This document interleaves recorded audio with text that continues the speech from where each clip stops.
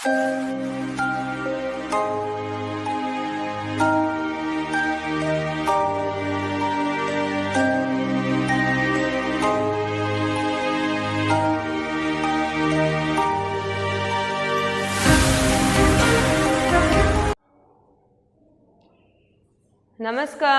मैं संतोष चौधरी एवीएम की online classes में। तो आज अपन चर्चा कर रहे हैं 11th क्लास की। 11th क्लास अपने चैप्टर चल रहा है अभी रामनरेश त्रिपाठी का पथिक। तो अपन ने लास्ट वीडियो में ये पथिक ये रामनरेश त्रिपाठी जी है, इनका परिचय और पाठ के 2 पद का अर्थ किया था। तो मैं समझती हूँ सबने परिचय याद किया है और पद की व्याख्या भी की होगी। तो एक बार रिवाइज करवा देती हूँ, आपको दोहरान करा देती हूँ कि मैंने आपको क्या पढ़ाया था। त्रिपाठी जी का परिचय जो आपको मैंने यहाँ बताया और डिटेल में अपने पाठ्य पुस्तक में दिया हुआ है, तो अपन को वहाँ से विस्तार पूर्वक उसको याद करना है। फिर अपन ने पढ़ा था तो उसमें पथिक जो क्या है, सांसारिक जो मोह माया है या जो सांसारिक दुखों से विरक्त होकर वो क्या है, प्रकृति प्रेम में लिप्त हो जाता है। वो कहीं समुद्र किनारे पर जाकर वहाँ के सुंदर दृश्यों को देखता है और वहीं बसने का विचार कर लेता है। तो उसमें पथिक क्या ये कहता है कि बसंत ऋतु में, वर्षा ऋतु में प्रकृति का बड़ा ही सुंदर चित्रण किया है और उसने कहा है कि पल पल मानो ऐसा लग रहा है कि बादल अपना रंग बदलकर सूर्य के समक्ष क्या है, नृत्य प्रस्तुत कर रहे हैं। ऐसा लग रहा है जब ये बसंत ऋतु रहती है, वर्षा ऋतु रहती है, तो ऐसा ही लग रहा है कि बादल बार बार अपना क्या है, रूप परिवर्तित करते हुए सूर्य के समक्ष नृत्य कर रहे हैं। और ऐसा लग रहा है कि मानो चारों तरफ क्या है, हरियाली हरियाली हो गई है। नीचे नीला समुद्र और ऊपर नीला आकाश दिखाई दे रहा है। और पथिक का मन बार बार क्या कर रहा है कि मैं इन दोनों के बीच में बादलों पे बैठकर विचरण करना चाहता हूँ। याद आया, मैंने आपको बताया था उसमें इतना ही दिया हुआ है कि बादल अपना स्वरूप बदलते हुए, अपना रंग परिवर्तन करते हुए क्या करते हैं, सूर्य के समक्ष नृत्य प्रस्तुत कर रहे हैं। फिर वो देखता है प्रकृति का सुंदर नजारा कि नीचे बड़ा क्या है, असीमित है, नीला समुद्र फैला हुआ है और ऊपर नीला आकाश है। और इन दोनों के बीच में वो क्या करना चाहता है, बादलों के ऊपर बैठकर विचरण करना चाहता है। फिर पथिक कहता है कि समुद्र गर्जना कर रहा है, लहरें उठ रही है और एक तरफ से तो क्या है, समुद्र की गर्जना सुनाई दे रही है और दूसरी तरफ से मलय पर्वत से आने वाली सुगंधित हवाएं पथिक के मन को और ही उत्साहित कर रहा है, उसके मन में और उत्साह भर रहा है और वो कुछ करना चाहता है। फिर वो ये कहता है कि मैं इन लहरों पे बैठकर समुद्र के कोने कोने में क्या है, विचरण करना चाहता हूँ। ये अपन ने लास्ट वीडियो में पढ़ा था। आज अपन पथिक का दूसरा भाग ले रहे हैं। इसमें वही है, मैंने 2 पद आपके यहाँ लिखे हैं, दोनों का अर्थ करवाऊंगी। सर्वप्रथम अपन क्या करेंगे, पहले शब्दार्थ देखेंगे। वैसे ही उस सब चैप्टर का यही है, मैंने अर्थ करवा दिया है। यहाँ में शब्दार्थ जहाँ तक होता है हर संभव अपन पूरे ही करते हैं। फिर भी एक आध छूटे तो अपन के पाठ्य पुस्तक में भी शब्दार्थ दिए हुए हैं। अपन का ये नियम होना चाहिए कि सबसे पहले अपन क्या करेंगे, कवि परिचय याद करेंगे। कवि परिचय याद करके पाठ परिचय अपन को करना चाहिए और पाठ परिचय के बाद में जैसे जैसे एक साथ तो पूरा चैप्टर पढ़ने से रहे, जितना चैप्टर पढ़ रहे हैं उसके सर्वप्रथम पहले शब्दार्थ देखेंगे। आप पहले से ही पूरे चैप्टर के शब्दार्थ तैयार कर लेते हो तो बहुत अच्छी बात है और आपके लिए ही वो चीज़ फायदेमंद है। तो सर्वप्रथम अपन शब्दार्थ देखेंगे। मैं पहले आपको शब्दार्थ बता देती हूँ।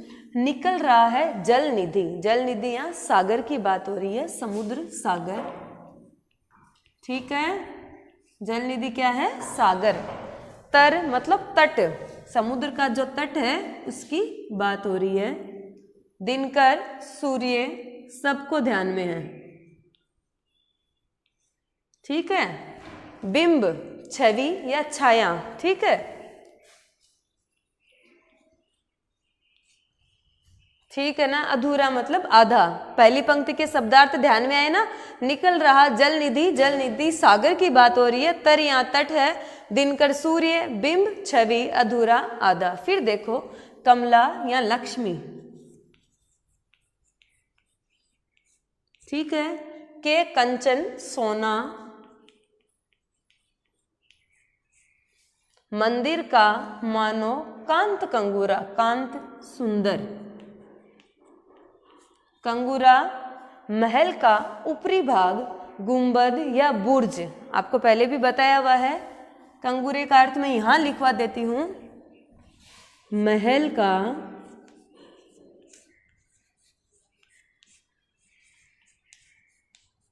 ऊपरी भाग, या फिर अपन गुंबद भी कहते हैं, बुर्ज, इनमें से आप कुछ भी काम में ले सकते हो, ठीक है ना। फिर देखो, लाने को निज, निज का क्या अर्थ सबको ध्यान में होता है, अपना। लमसम बहुत से चैप्टर में अपने आता है निज, निज का मतलब है अपना, पुण्य भूमि, अपनी जो पावन भूमि है। पर लक्ष्मी की अस्वारी, अस्वारी क्या है, सवारी, ठीक है। फिर देखिए, रत्नाकर समुद्र ने निर्मित कर दी स्वर्ण सड़क अति प्यारी, सोने से बनी हुई सड़क। स्वर्ण सड़क का है सोने से निर्मित सड़क या मार्ग, ठीक है। ध्यान में आया ना सबके। शब्दार्थ देखिए ना, पहली पंक्ति का अर्थ देखिए, निकल रहा जल निधि तर पर दिनकर बिंब अधूरा। अब तक अपन ने क्या पढ़ा था कि सर्वप्रथम तो बादल नृत्य कर रहे हैं सूर्य के समक्ष, फिर क्या होता है, नीचे नीला समुद्र दिखाई दे रहा है और ऊपर नीला आकाश, और उसमें पति क्या करना चाहता है, विचरण करना चाहता है।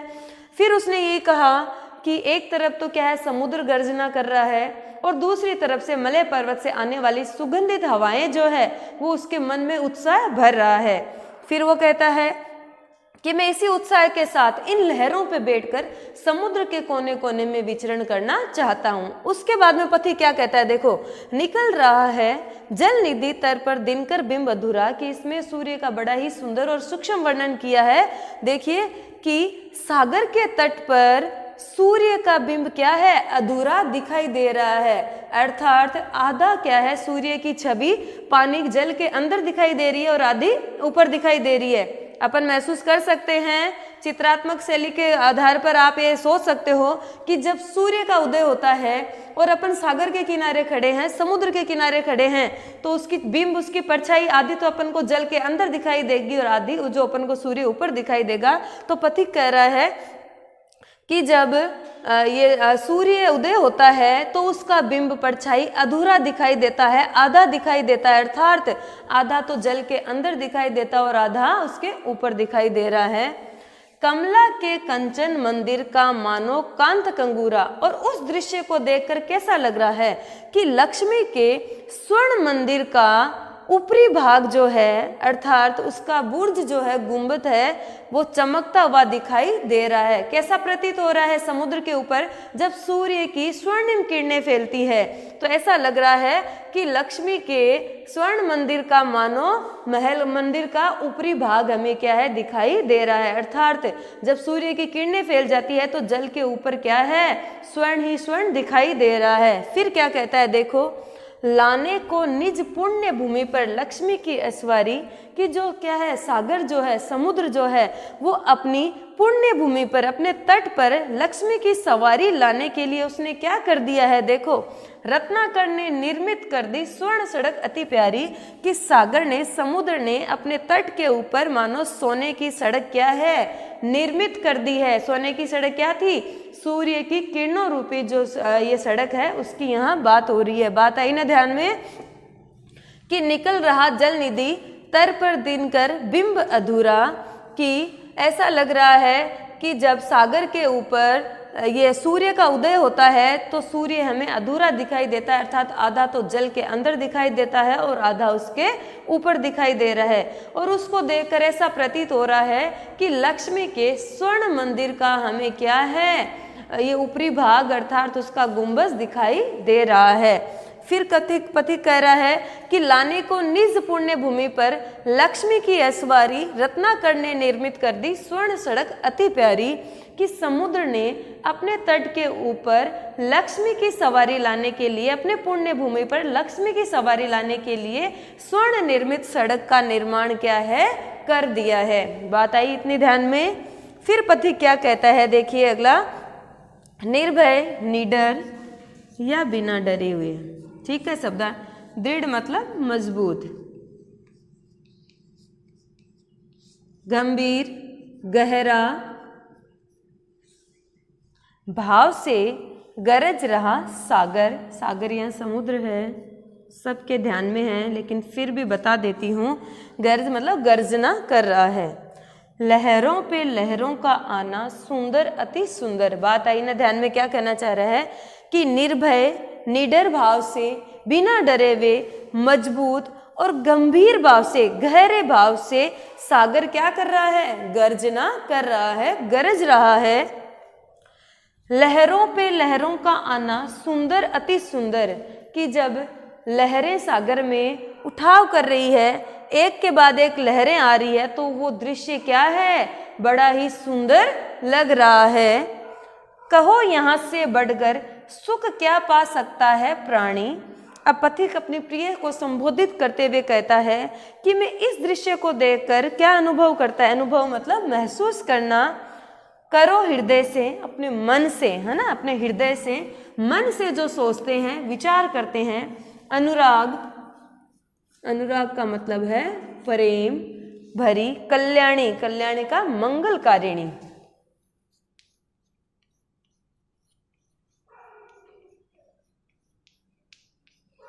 मंगलकारिणी, ठीक है ना।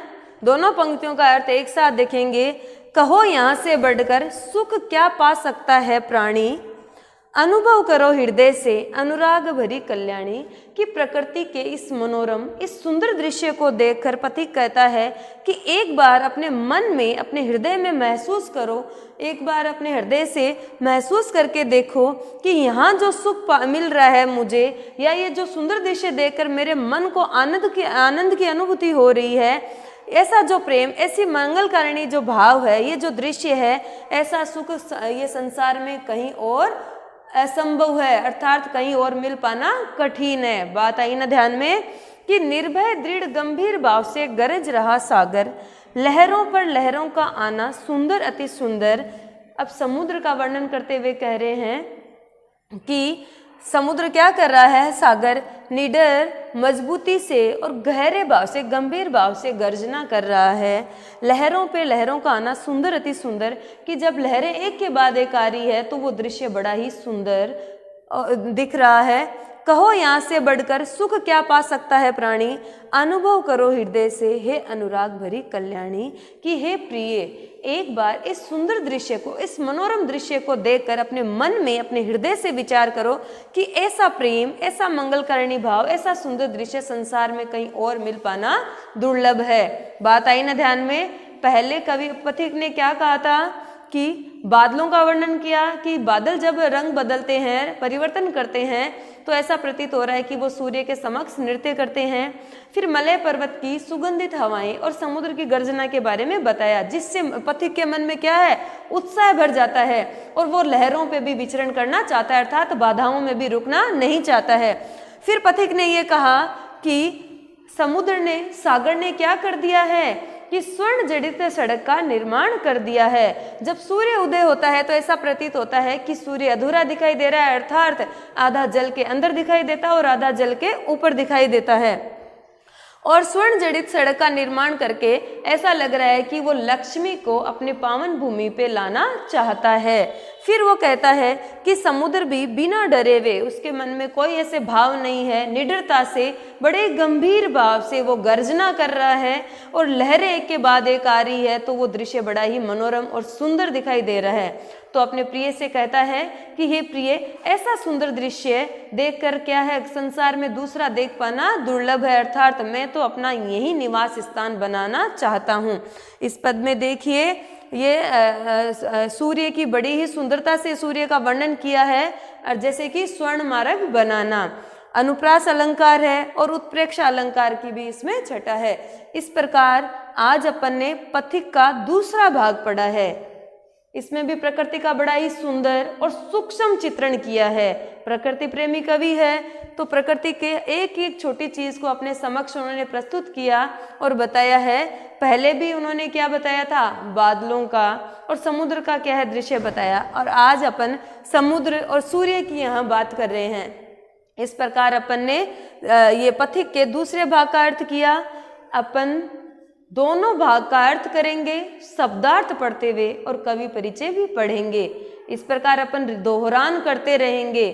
जैसे कि अपन ने पहले 2 कवि पढ़े थे, कबीरदास और मीरा, उनको भी अपन को भूलना नहीं है। पहली क्लासों में 9th 10th में भी पढ़ा है तो ऐसा लगता है कि हमें आ रहा है, लेकिन रिवाइज करते रहोगे, दोहरान करते रहोगे तो वो चीज़ें हमेशा अपन को स्वतः ही याद रहेगी। और रामनरेश त्रिपाठी जय का भी अपन क्या करेंगे, परिचय याद करेंगे और पथिक के दोनों भाग का शब्दार्थ याद करते हुए अर्थ करेंगे। धन्यवाद।